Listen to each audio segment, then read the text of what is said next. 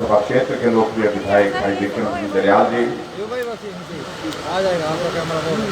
हमारे यहाँ चंबा के लोकप्रिय विधायक जिनका भी आपने संबोधन सुना, चंबैरी में बोला आती है ना, ठीक तरह से बोला हमने, चंबैरी ठीक बोल देते ना।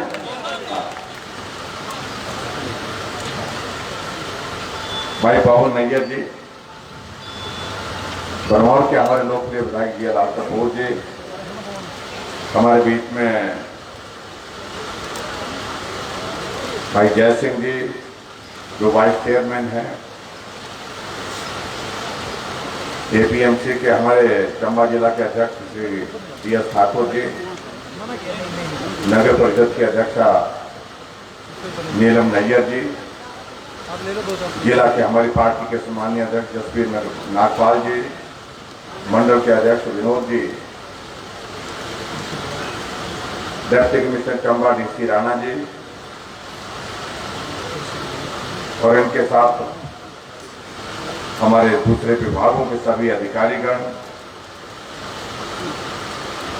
पार्टी के हमारे सभी पदाधिकारी, पंचायती राज संस्थाओं के सभी चुने हुए प्रतिनिधि, महिला मंडल के सभी प्रतिनिधि, उपस्थित सभी भाइयों बहनों और पत्रकार मित्रों, एक लंबे हफ्ते के बाद चंबा आना हुआ है।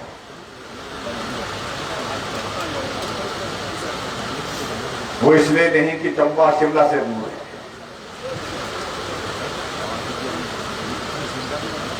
इसलिए चंबा आना नहीं हो पाया। और चंबा क्या पूरे हिमाचल प्रदेश में बहुत जगह जाना नहीं हो पाया। और जब कोविड खत्म हो रहा है तो हम आपके चंबा आ गए हैं, आपने हमारा स्वागत किया, अभिनंदन किया, इसके लिए मैं आपको बहुत बहुत धन्यवाद।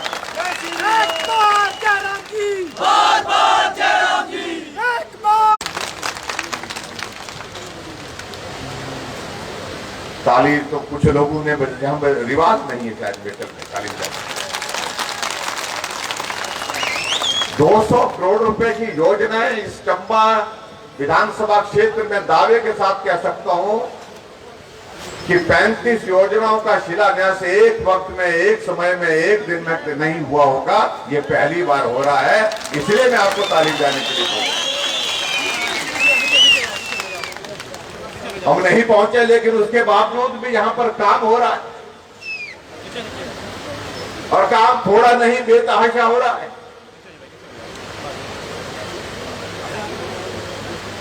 नैयर जी आते हैं, चिंतित हो जाते हैं, कई बार आप लोग इनसे शायद मुझे लगता है कि शाम के समय बात करते होंगे और शाम के समय बात करके इनको धमकी देते होंगे, क्योंकि आपका फोन आना इनको और उसके बाद सीधा मुझे आता है कि मुझे तो चंबा जाना मुश्किल हो गया।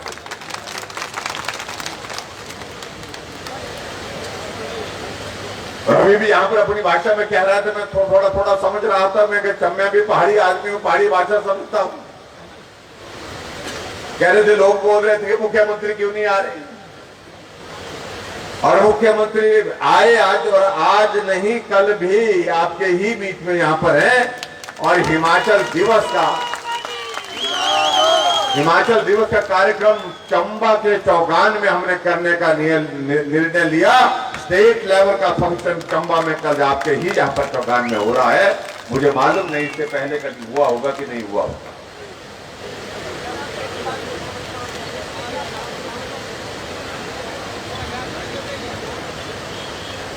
हम इस बात को अच्छी तरह से समझते हैं कि चंबा एक ऐसा जिला है हमारा जहां पर अभी बहुत काम करने को बाकी है,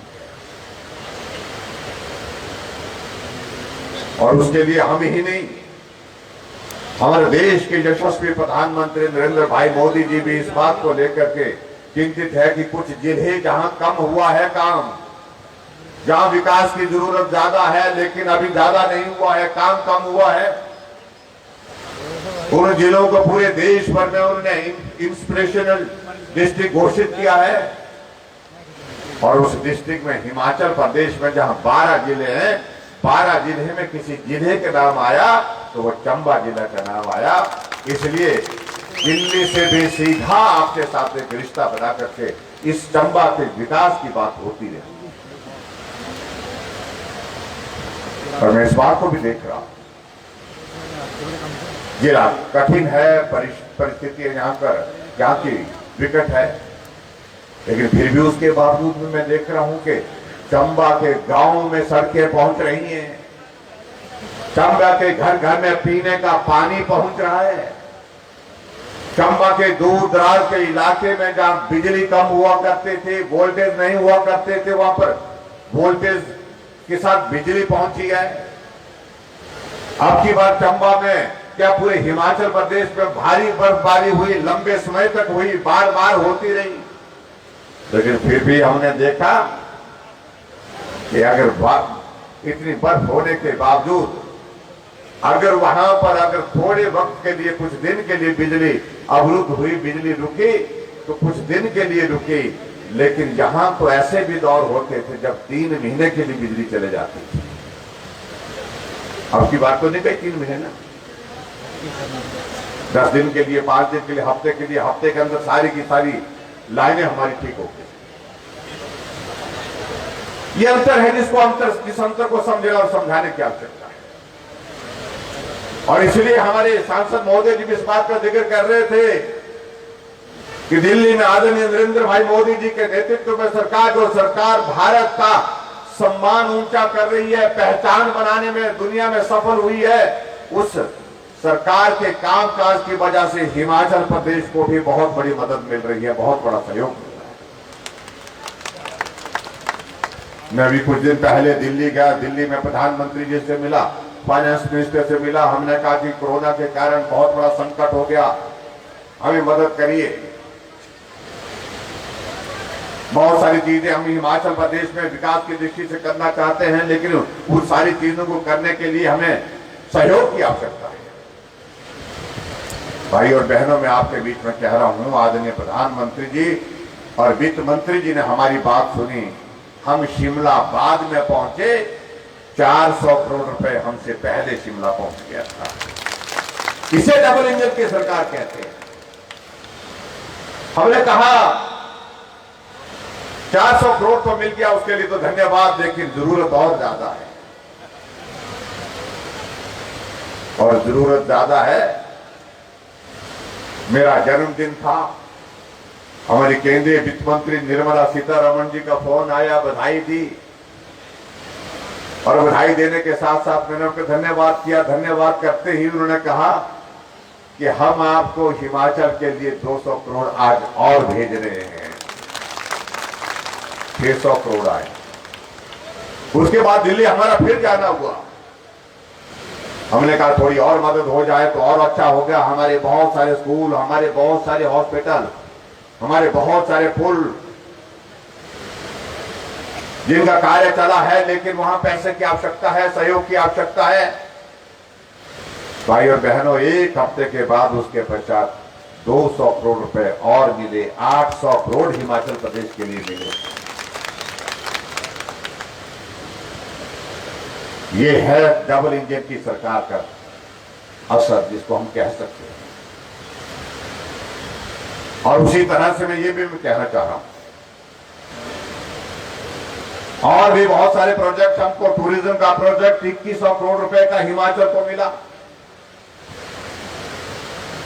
और उसके माध्यम से हम हिमाचल प्रदेश में नई टूरिस्ट डेस्टिनेशन डेवलप कर रहे हैं।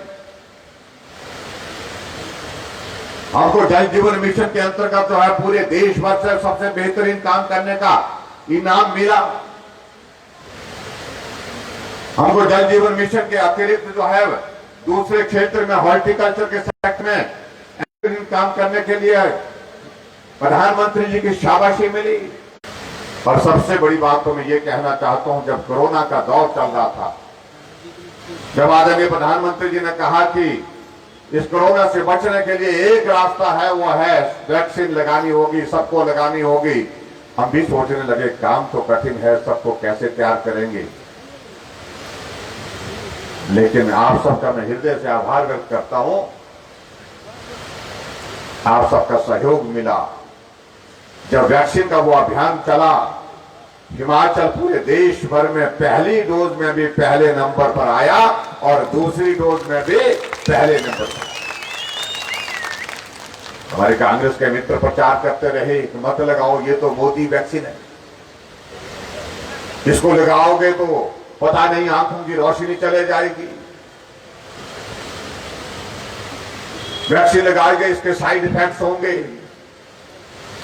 आने वाली हमारी जनरेशन बर्बाद हो जाएगी। कई तरह के प्रश्न खड़े करने की कोशिश की। और इस सचमुच में बहुत बड़ा दुर्भाग्य इस देश का, जब देश इतने संकट के दौर में से गुजर रहा है और वो राजनीतिक दल अपनी रोटियां सेक रहे हैं, लेकिन लोगों ने उनकी बात नहीं सुनी, ना ही उनकी बात मानी।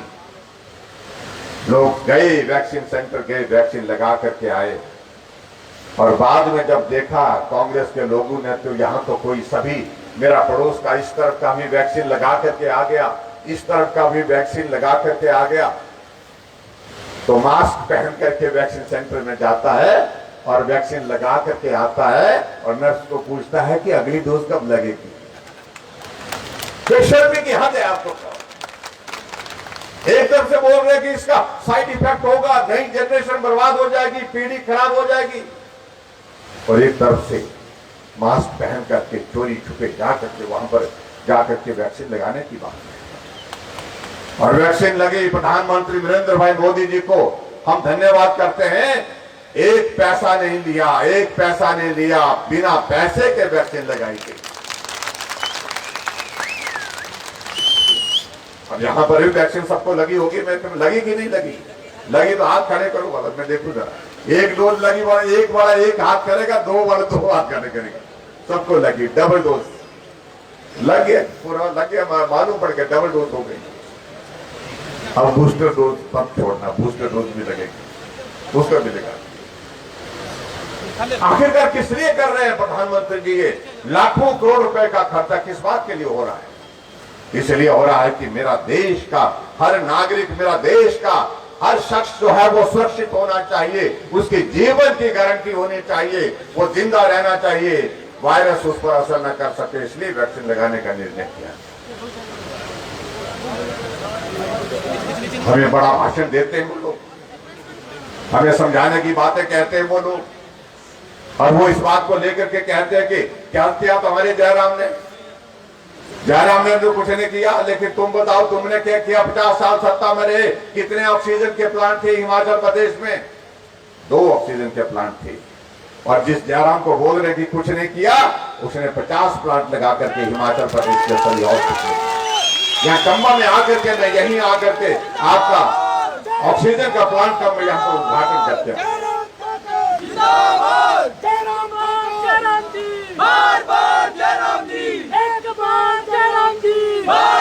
जो 50 साल सत्ता में रहे, कितने वेंटिलेटर हिमाचल प्रदेश में थे? 50 थे, 30 चलते थे, 20 नहीं चलते थे।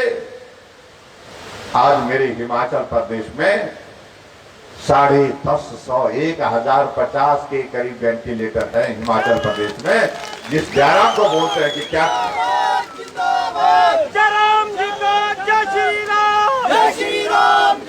हम यहाँ चंबा आए हैं, और चंबा में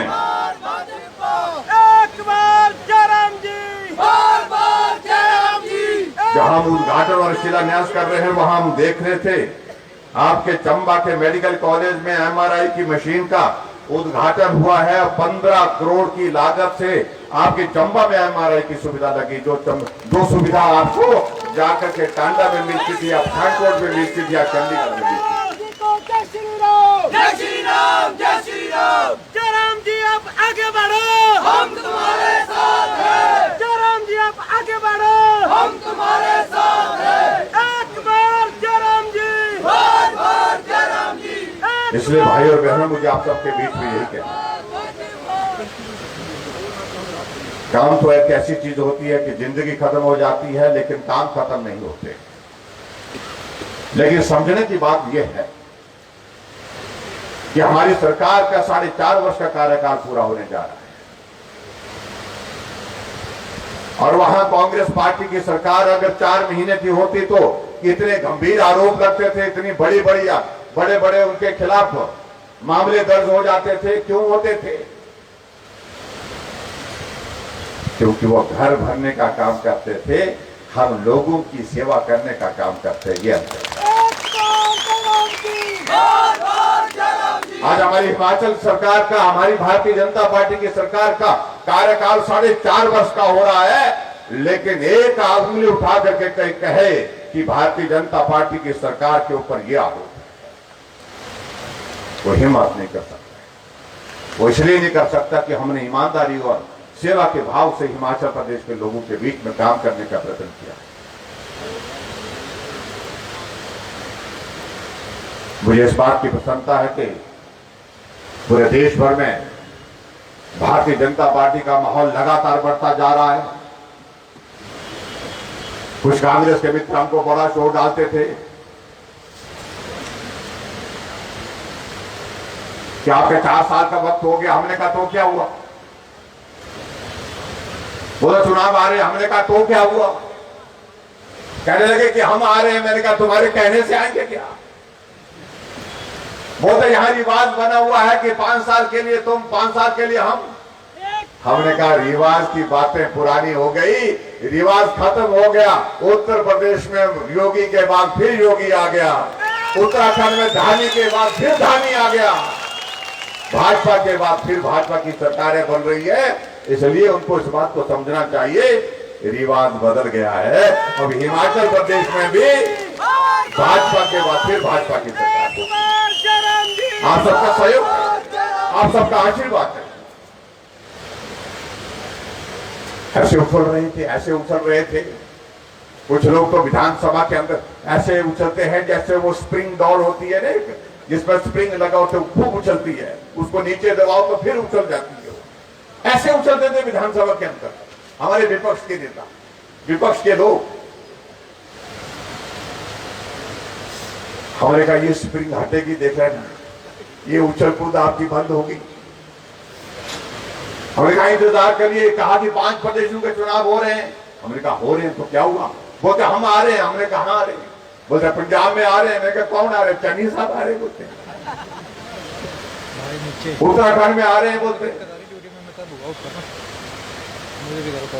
और चुनाव का परिणाम जिस दिन निकला तो उस दिन हमने सामने जाकर के विधानसभा में आमना सामना हुआ। हमने जोर से नमस्कार की, पर नमस्कार का जवाब देने की भी हिम्मत नहीं की। हमने उनको हौसला दिया, कोई बात नहीं भाई, होता रहता है। चन्नी साहब 2 जगह से लड़े थे, 2 जगह से निबट गए। और एक नेता और हुआ करते थे इनके, जो बड़ा बोलते थे, ताली का जिक्र करते थे, ताली बजाने की बात करते थे, खुद ही ताली बजाते बजाते चले गए। 3रे स्थान पर रहे वो सिद्धू साहब। हर बात पर बोलते थे ठोको ताली, और ऐसी ताली लगी, ऐसी ताली लगी कि 3रे स्थान पर। अपना रिजाइन ही भेज दिया सोनिया गांधी जी को। मैं तो मजाक करता हूं। मैं तो कौन सा शो होता है वो टीवी शो, कौन सा? कपिल शर्मा का जो शो होता है, हाँ, मैं तो वही कर सकता हूँ और नहीं हो सकता मेरे से। बोलता ये शो मेरा फ्लॉप हो गया। वो होना था। पूरे देश भर से कांग्रेस खत्म हो गई। उत्तर प्रदेश में 400 से ज्यादा सीटें हैं विधानसभा की। हमने एक मित्र को पूछा कांग्रेस को, मैंने कहा भाई कितने सीटें? मुझे पता था, मालूम था 2 ही आएगी, लेकिन मैंने उनको जरा टेस्ट करने की कोशिश की। मैंने कहा भाई क्या यूपी में कितना आई है सीटें? कितनी? 40 आई है, 50 आई? बोलते नहीं यार, बोलते तो कम ही आई है। मैंने कहा बता दो कितनी आई? फिर मैंने कहा भाई साहब 2 ही आई है, 40-50 नहीं आई है। यानी कि वहां पर भी उनको ऐसा लग रहा था कि मैं जो है वो मुझे एक तसल्ली देने के लिए, कि ऐसे दिल को तसल्ली देने की कोशिश कर रहे हैं कि नहीं 40-50। 400 से ज्यादा सीटों में 2 सीटें आ गई, सिर्फ 2। उस पार्टी का भविष्य समाप्त है, क्योंकि वो परिवार की पार्टी बन करके रह गई। और कांग्रेस पार्टी के अब कई नेताओं ने कह दिए, बगावत कर दी है शुरू कि परिवार वालों तुम परिवार संभालो, ये पार्टी संभालना तुम्हारे बस की नहीं है। तुम्हारे परिवार के चक्कर में पार्टी बर्बाद हो गई, हम सब बर्बाद हो गए, तबाह हो गए। छोड़ छोड़ करके भाग रहे हैं, छलांग मार रहे हैं। और उधर भारतीय जनता पार्टी 18 राज्यों में सरकार है। भारत में 18 राज्यों में भारतीय जनता पार्टी और गठबंधन की हमारी सरकार है। आज हमारी पार्टी देश की नहीं, दुनिया की सबसे बड़ी पार्टी। कोई ऐसे नहीं बनी कि किसी के बीच में भाषण दे करके काम करके करते बनी है। और हमारा यह सौभाग्य है कि आज दुनिया का सबसे मजबूत नेतृत्व अगर किसी के पास है वो हमारे पास है, हमारे देश के प्रधानमंत्री नरेंद्र भाई मोदी और भारतीय जनता पार्टी के कार्यकर्ता, भारतीय जनता पार्टी के नेता के लिए।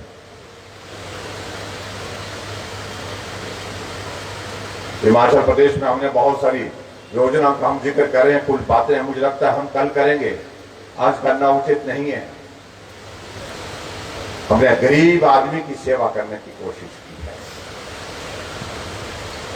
जो बेबस है उसकी मदद करने की कोशिश की है। हमने पेंशन का प्रावधान किया।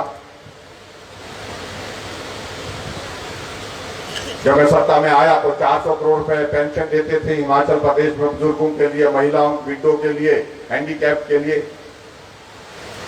कांग्रेस की सरकार में 400 करोड़ रुपए की पेंशन मिलती थी हिमाचल के लोगों के लिए।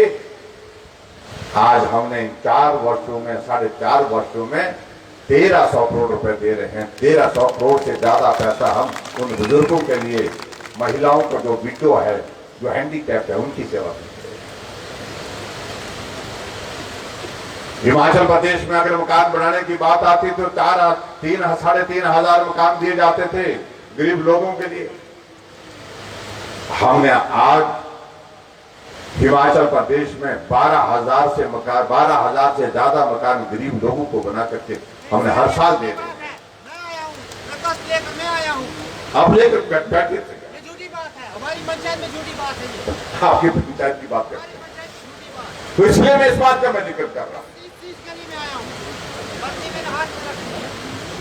लेकिन हिमाचल प्रदेश में विकास को गति देना, मेरे हाथ में 25 साल दे दो, ये 25 साल को दो। आप दे दीजिए मेरे पास। लेकिन मैं इतना मैं जरूर कहना चाहता हूं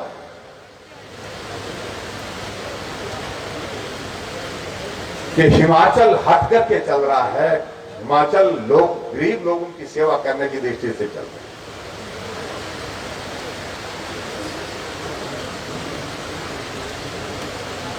लेकिन यह भी बात मान करके चलना पड़ेगा कि हमको 4.5 साल के कार्यकाल में से 2 साल से ज्यादा का वक्त कोविड में बीत गया, और कोविड के कारण पूरे देश की स्थिति बिगड़ी, प्रदेश की स्थिति बिगड़ी। ऐसे में भी काम करते रहना, कोविड के हालात में भी हम यहाँ पर 200 करोड़ रुपए को मानते हैं। कॉमनवेल्थ का की गेम होती है, उसमें हजारों करोड़ रुपए खा करके चले गए।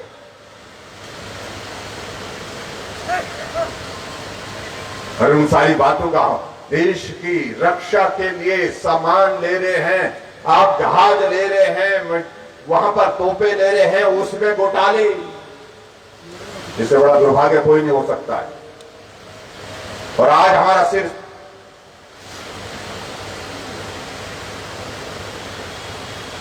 हम डंके की चोट पे उठा करके कह सकते हैं, यहां से जाते हुए हम बात कर सकते हैं, 2014 से भारतीय जनता पार्टी की सरकार देश में चली है कि उंगली उठा करके नरेंद्र भाई मोदी जी को कह सके कि आपने ये गलत किया। ये अंतर है जिसको समझने और समझाने की आवश्यकता है। इसलिए भाई और बहनों में आप सबके बीच में यही कहना चाहा कि आप सबके सहयोग की आवश्यकता है, आप सबके समर्थन की आवश्यकता है।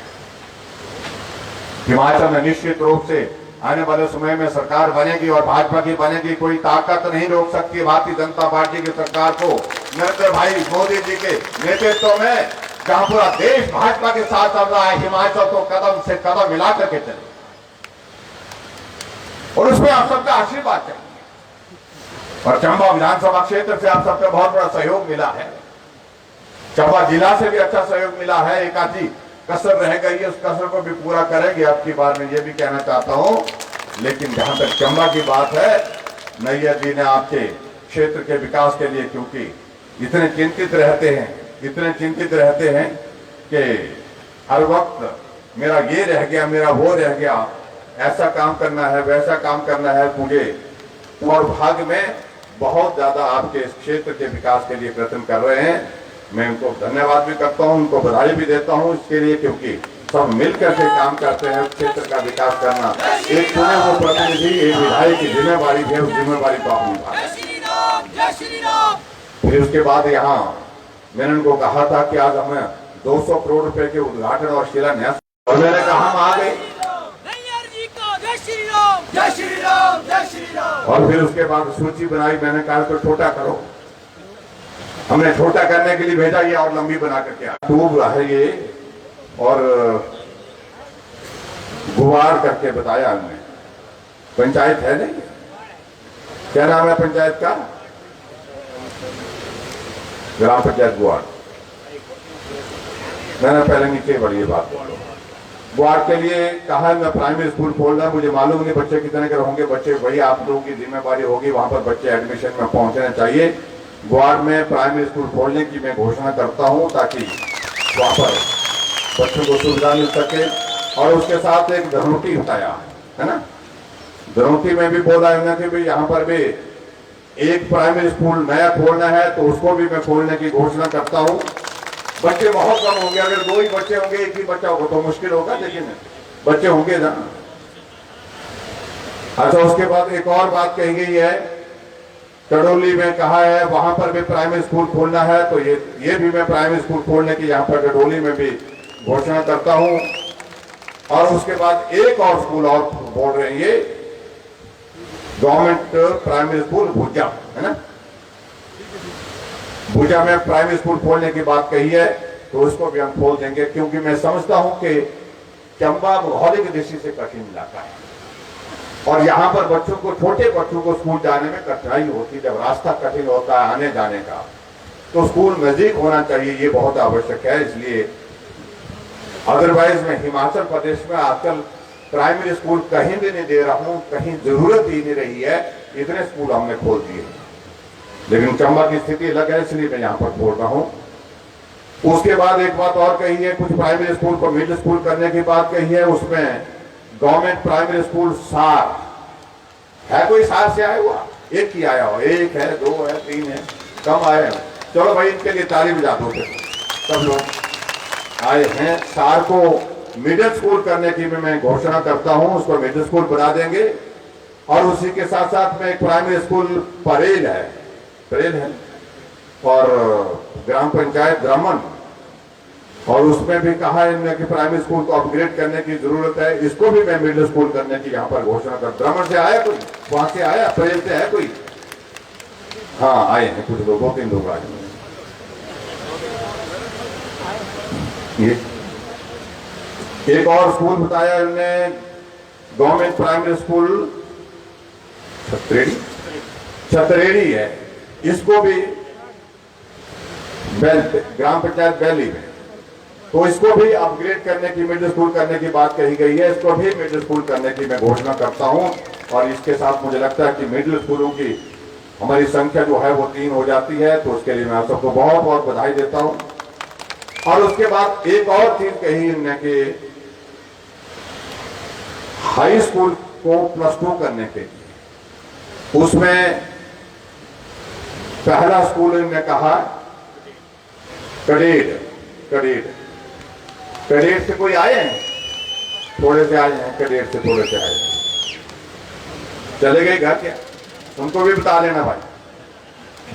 गवर्नमेंट हाई स्कूल कडेट को मैं सीनियर सेकेंडरी स्कूल करने की यहाँ पर घोषणा करता हूँ।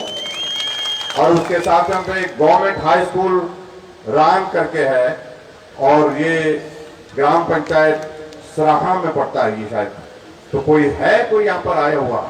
आए हैं। तो गवर्नमेंट हाई स्कूल राम को भी मैं सीनियर सेकेंडरी स्कूल करने की घोषणा करता हूँ।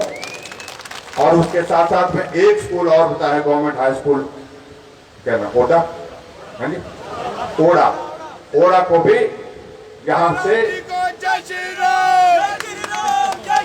जय श्री राम तो है, लेकिन बच्चे हैं स्कूल में क्या? तो इस स्कूल को भी मैं सीनियर सेकेंडरी स्कूल करने की घोषणा करता हूँ। ये सीनियर सेकेंडरी स्कूल हो गया हमारे, और उसी के साथ साथ में एक वेटनरी डिस्पेंसरी ग्राम पंचायत रिंडा के अंतर्गत गांव दबरेन में खोलने की बात यहाँ हमने मांग की है, तो इसको भी मैं स्वीकार करता हूँ। इस वेटनरी डिस्पेंसरी को भी खोल देंगे। और उसके बाद हेल्थ सब सेंटर की बात कही है। खासतौर से मैं समझता हूँ कि यहाँ चंबा में इस चीज की जरूरत है। हेल्थ सब सेंटर पलुई, एक हेल्थ सब सेंटर पलुई, एक हेल्थ सब सेंटर काकिया,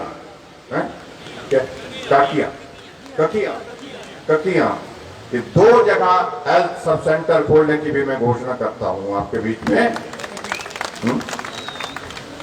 एक हेल्थ सब सेंटर और कह रहे हैं, जो जिसके लिए मैंने कहा था कि भी रहने दो, हो गए, 2 से ज्यादा नहीं हो, लेकिन ये यहाँ खड़े हो गए हैं, अब हट नहीं रहे हैं। और यहाँ गवर्नमेंट ये है हेल्थ सब सेंटर कैला ग्राम पंचायत कैला में ही, इसको भी मैं खोलने की घोषणा करता हूं, ताकि हेल्थ सब सेंटर वहां पर लोगों को मिल सके। इसके अतिरिक्त और चीजों को लेकर के 2-3 चीजें और बताई। यहाँ पर साइंस की क्लासेस की शुरुआत करने के लिए साइंस के न्यू साइंस क्लासेस के लिए कहा गया है। सीनियर सेकेंडरी स्कूल मंगला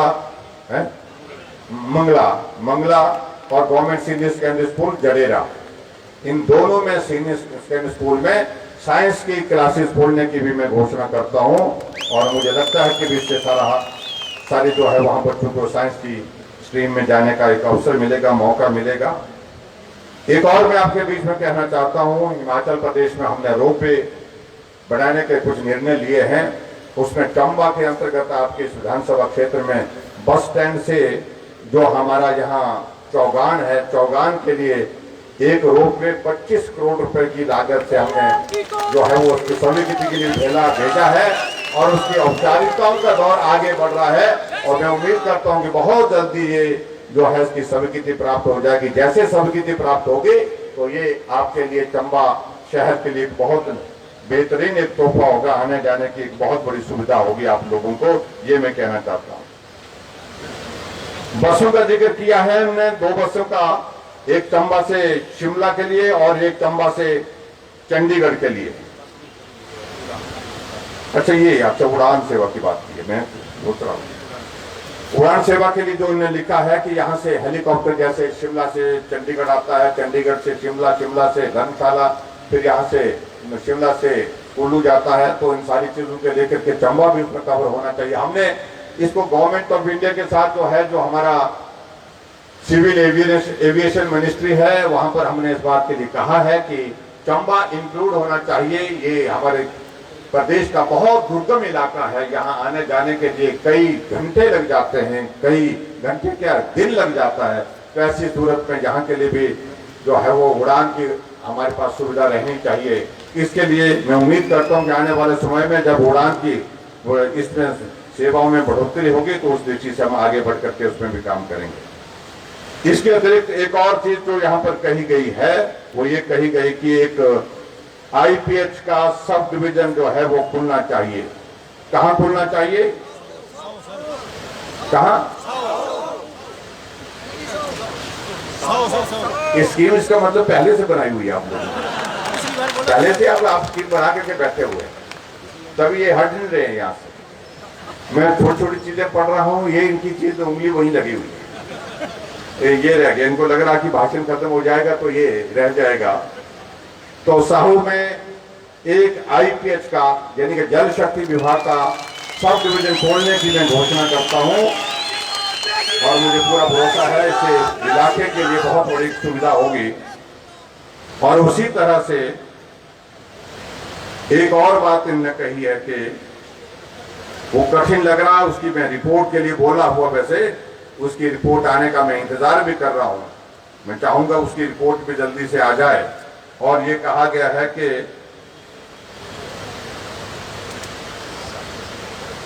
एक सब तहसील जो है वो भी साहू में खोली जाए, ये उन्हें मांग की है। अब अब मैं आपसे ही पूछना चाह रहा हूँ, कितना किलोमीटर साहब यहाँ से? 22 किलोमीटर। 20-25 पंचायतें आती हैं सर इसके अंदर। अरे भाई, मैं स्कूल में पढ़ता था, 10 किलोमीटर जाता था, 10 किलोमीटर आता था। 20 किलोमीटर तो मैं रोज का सफर करता था। बस भी नहीं चलती थी, गांव में पैदल ही जाते थे। तो अब आप तहसील मांग रहे, सब तहसील मांग रहे वहां पर। लेकिन चलो, अब आप लोगों की भावनाओं का सम्मान करते हुए साहो में सब तहसील खोलने की भी मैं घोषणा करता हूँ। बहुत बहुत धन्यवाद आप सबका। लेकिन ऐसे बात पक्की करो, ऐसे कोई एक तरफी बात नहीं होगी, ये दोनों तरफी बात होगी। तो हमारे करने का तो हमने किया है, आपके जिम में सिर्फ एक काम, आपने 20 चीजें बताई, 20 करके दी है, 30 बताई है तो 30 करके दी है, 35 स्कीमों का उद्घाटन किया और 15-20 स्कीमें और हमने अब आज आपके बीच में यहाँ पर घोषणा की है। जो कहा वो किया है। एक काम हमारे कहने पर करना है कि हिमाचल प्रदेश में फिर भारतीय जनता पार्टी का विधायक यहाँ चंबा के चाहिए। तो नैयर जी आपकी सेवा में लगे हुए हैं, डटे हुए हैं, तो ये कमी किसी तरह से नहीं रहनी चाहिए। जीत भाजपा की होगी, सरकार आज भी भाजपा की है और नवंबर के बाद भी भाजपा की होगी। नरेंद्र भाई मोदी जी देश के प्रधानमंत्री और हिमाचल प्रदेश में भारतीय जनता पार्टी की सरकार, डबल इंजन की सरकार, प्रदेश के विकास के लिए गति देने की कोशिश करेगी। मैं आप सबसे इतना ही कहना चाहता हूं, साल तो 4.5 हुए, काम करने का मौका 2 साल मिला। इसलिए आने वाले समय में जो है भारतीय जनता पार्टी को पूरा कार्यकाल ऐसा मिले जहां कोविड का दौर ना हो, कोरोना का दौर ना हो। उसके लिए जरूरत है आप सबका आशीर्वाद, और आप सबका आशीर्वाद पूरा मिलेगा ऐसा मुझे पूरा भरोसा है, विश्वास है। इतनी बात कहते हुए आप सबका बहुत बहुत धन्यवाद। नमस्कार, जय हिंद।